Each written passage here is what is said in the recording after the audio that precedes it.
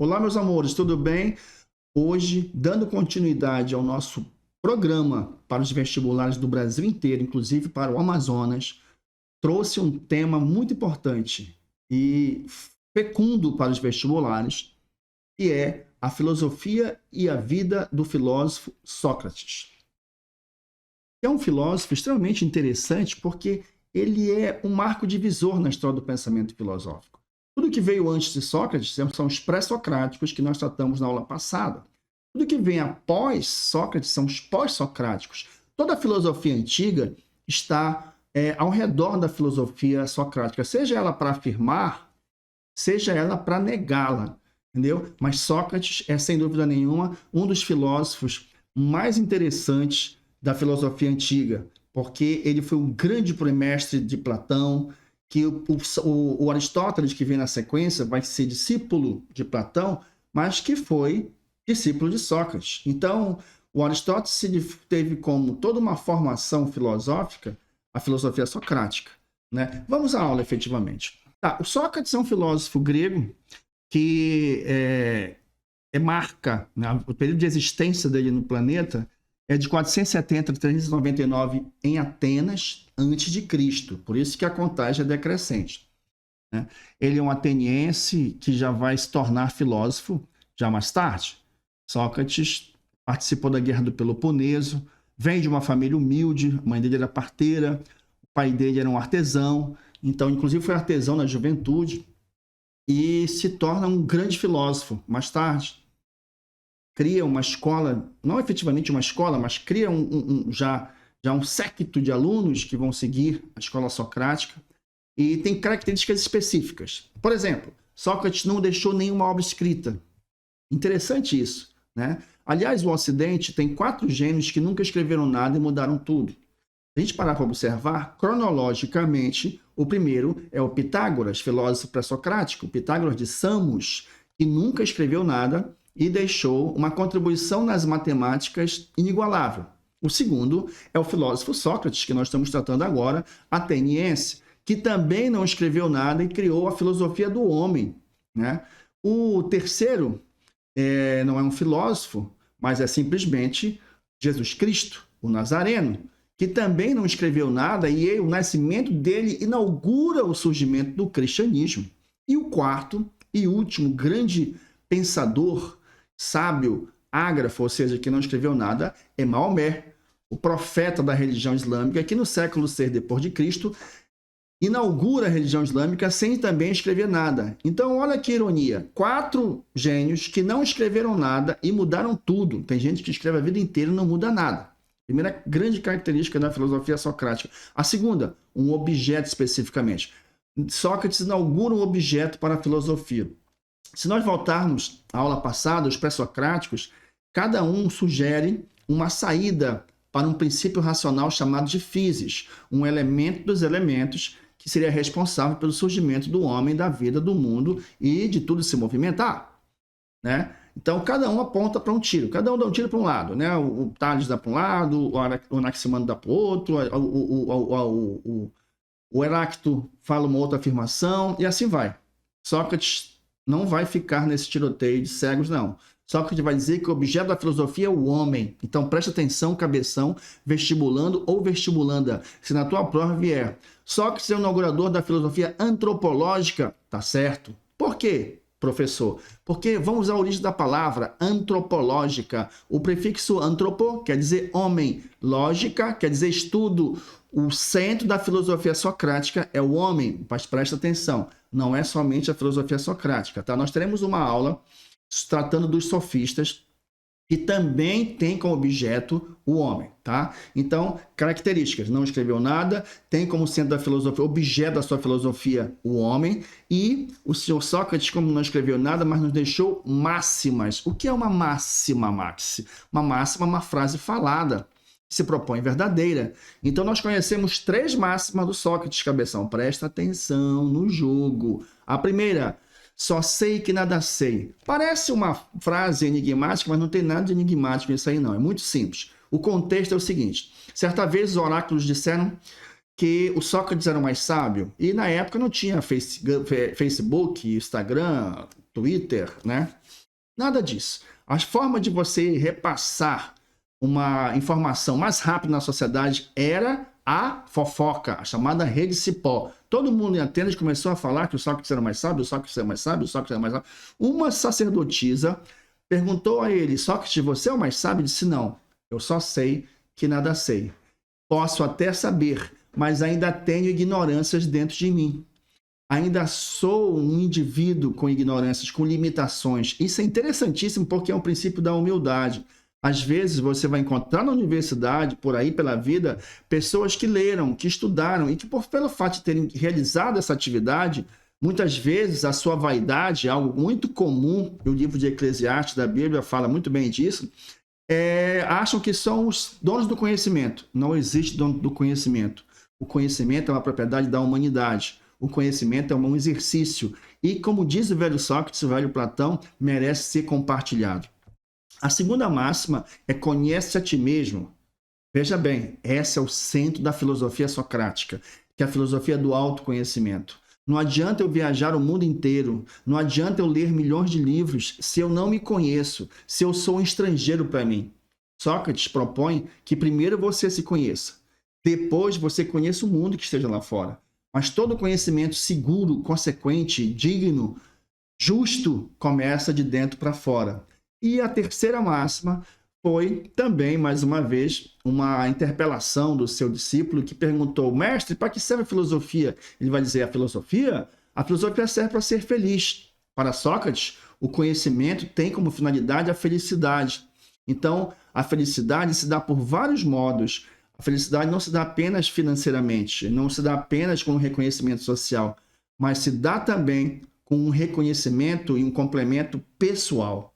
Então, se você vai fazer determinado curso e esse curso que te identifica, esse é o teu caminho de felicidade, segundo Sócrates.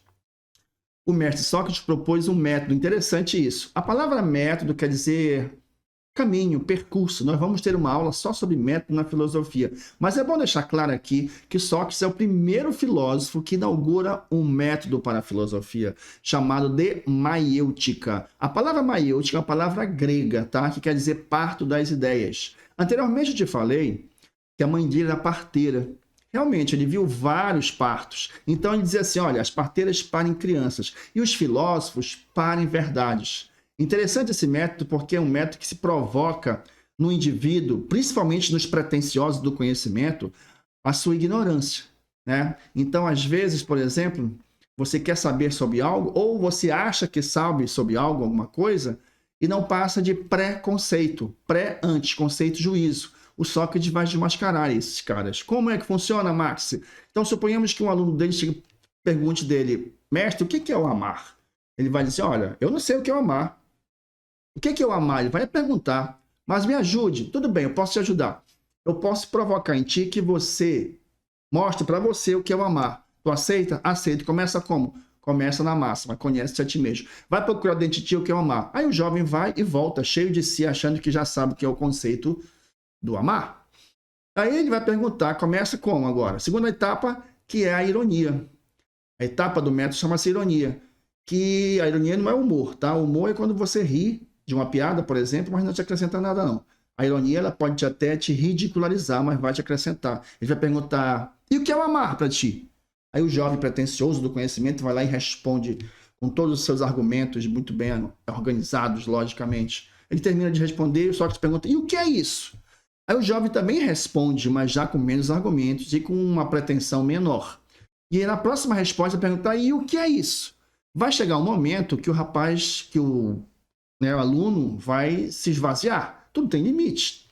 É aí que entra a maiêutica, o parto das ideias. Vai perguntar: e o que é isso? É quando aquele que achava que sabia as coisas vai primeiro se reconhecer que é ignorante. E, em segundo lugar, ele vai criar uma resposta original. Vai tirar das entranhas essa resposta original que até então ele não sabia. Essa é a resposta que ele procurou a vida inteira e que, por esse exercício de provocações, ele chegou à resposta.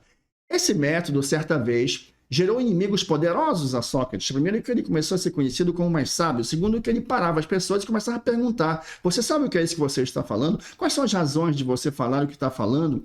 Certa vez, os políticos os sofistas, os comerciantes, fizeram uma trama onde um sofista chamado Meleto entregou um conjunto de acusações contra Sócrates, que foram 3 acusações. Presta atenção, cabeção. Olha só quais são as acusações. Primeiro, que o Sócrates não acreditava nos deuses de Atenas.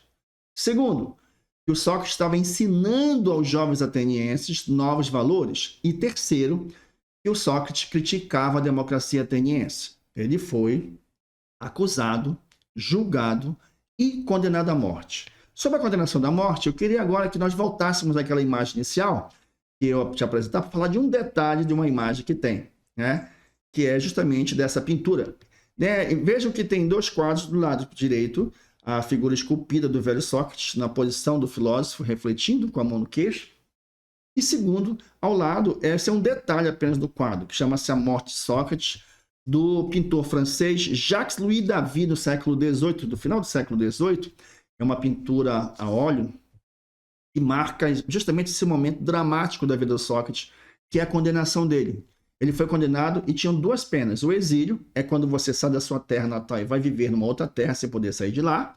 E o envenenamento. Ele foi obrigado a tomar um veneno chamado cicuta. E esse detalhe da pintura justamente é a taça com cicuta entregando ao filósofo, ele apontando para cima. Vejam bem, para ele a verdade está no mundo das ideias, que eu vou falar na próxima aula sobre Platão, que vai aprofundar isso, que foi discípulo de Sócrates. Essa passagem trágica na vida do Sócrates foi narrada num livro importante, isso para ti, cabeção, vestibulando, vestibulanda, presta atenção, numa obra chamada A Apologia de Sócrates, do autor filósofo Platão. Esse diálogo trata justamente de todo o período, né, de acusação até a morte do Sócrates. A palavra apologia quer dizer defesa. Sócrates não quis que ninguém defendesse. Na verdade, Sócrates, ele dizia, para que eu vou me defender? Eu não devo nada, então não preciso me defender. Se eu me defender, o que os juízes podem querer de mim? Que eu pare de filosofar, pois eu prefiro a morte a renunciar à filosofia. Né? Agora, para fixar essa nossa conversa, eu trouxe umas 2 questões para vocês, carinhosamente escolhidas para nós resolvermos agora, tá? Mais ainda, eu vou deixar 3 questões para você responder em casa, vou te mandar a questão, vou te mandar o gabarito, e na próxima aula, nós começamos a nossa próxima aula falando de Platão, já resolvendo essas questões, beleza? Vamos à questão. Questões sobre Sócrates. Sócrates, grande filósofo grego, formou numerosos discípulos que seguiram diferentes caminhos para buscar o conhecimento real. A grande preocupação socrática era, preste atenção, primeira coisa que é importante para vestibulandos, entender o enunciado. Você tem que criar essa malícia. O avaliador, vamos dizer assim, é uma disputa. Ele não quer que você acerte. Ou você tem que ter recursos para isso. Então, não vamos esperar uma questão simples e dada, não. Vamos nos preparar para resolver qualquer tipo de questão. Então, o que está pedindo? Está pedindo o centro da filosofia socrática. A. Interpretar o mundo como sendo espiritual e organizado segundo uma moral baseada nos verdadeiros conceitos imutáveis. Bem, no Sócrates não está tratando disso. O mundo dos mitos ainda existe, mas não é tão forte. Tanto é que Sócrates coloca como centro da filosofia dele o homem. Letra B. Compreender as causas primeiras e os fins últimos de todas as coisas, pois só se pode dizer que se conhece alguma coisa quando se conhece a causa primeira. Muito interessante a letra B. Vamos à letra C. Letra A está fora, tá? Vamos eliminar logo. Letra C. O autoconhecimento que poderia ser obtido por meio da ironia e da maiêutica, métodos que consistiam em fazer indagação, fingindo ignorância para despertar no interlocutor conhecimento latente. Olha só, nós temos aqui uma alternativa extremamente interessante. Letra D. Fazer um estudo crítico da história, comparando a história grega com a dos povos orientais, a fim de mostrar que o mundo era mais amplo do que se imaginava. Não, Sócrates não trata de fazer um estudo da história. Sócrates trata dos temas da filosofia sem ainda sistematizar. Letra E. Mostrar que todo conhecimento era obtido por intermédio dos sentidos humanos e que, por esses serem falhos, era relativo e limitado. Não. Realmente, Sócrates é o filósofo do conceito e não da opinião. Tá? Isso é interessante observar, porque opinião, todo mundo tem a sua. Conceito, não. Conceito, ele é universal.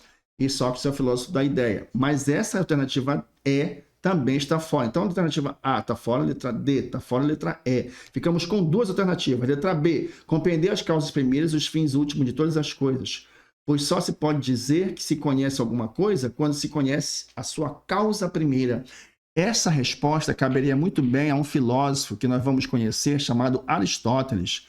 Essa é uma grande questão. E é um procedimento filosófico que se adapta à filosofia aristotélica, não à socrática. A letra C é a resposta certa. O autoconhecimento, que poderia ser obtido por meio da ironia e da maiêutica, métodos que consistiam em fazer indagação fingindo ignorância para despertar no interlocutor um conhecimento latente. Essa é a resposta que nós abordamos para você. Vamos à alternativa, questão número 2. Questão número 2, cabeção, presta atenção. Vamos lá. Abre aspas. De tal modo, nossa cidade se distanciou dos outros homens, no que toca ao pensamento e à palavra. Os seus alunos se tornaram mestres dos outros. E o nome de gregos já não parece ser usado para designar uma raça, mas uma mentalidade.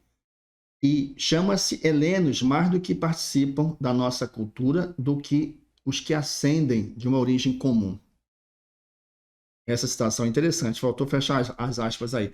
Pensando o conjunto, agora vamos à pergunta.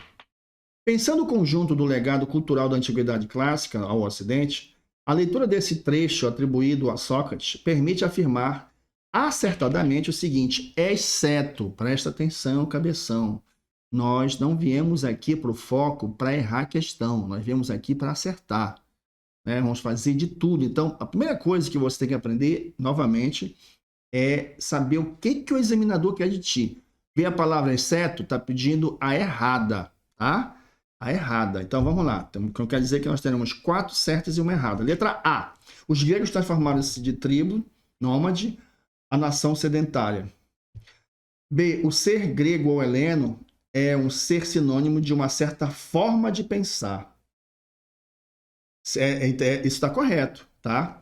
Os gregos, no auge da filosofia, quando se falava em grego, já se falava num povo culturalmente organizado, de um povo culturalmente refinado. Né? Lembremos que não é só a filosofia, é o teatro, é a arquitetura, matemáticas, engenharia, né? Todo um conjunto, a literatura, poesia, um conjunto de conhecimentos surgem, afloram nesse período na civilização grega. Letra C. A cultura filosófica grega fixou e desenvolveu suas raízes de tal maneira e perenidade que no Ocidente dos séculos seguintes essa herança se tornou fundamental. Até hoje nós temos referências na política, na linguagem, na ética, na moral, com os gregos, que fundaram, por exemplo, essas disciplinas e essas formas de viver e de pensar no mundo. A letra D, a invenção da cidade grega é, em certo sentido, a invenção da própria ideia contemporânea de república e de democracia. Olha que argumento interessante. Em certo sentido, está entre apostos, né? Entre vírgulas. Correto. A noção de democracia que nós temos no Brasil, a noção de cidadão, isonomia, conceitos de política, de ética e, como eu falei ainda há pouco, são invenções gregas. Nós temos a nossa versão, mas o princípio foi dos gregos, também está correto, não interessa para a gente. Letra E. A força e transcendência das ideias sistematizadas pelos gregos antigos era percebida por eles próprios em face do mundo então conhecido. Sim, os gregos tinham consciência, né? Tem uma obra chamada Paideia, de um alemão, chamado Heidegger, Werner Heidegger, que é um livro obrigatório para os alunos de filosofia, que ele chama de povo filósofo, sabe? Eles tinham consciência do que eles estavam fazendo efetivamente, ajudaria todo mundo.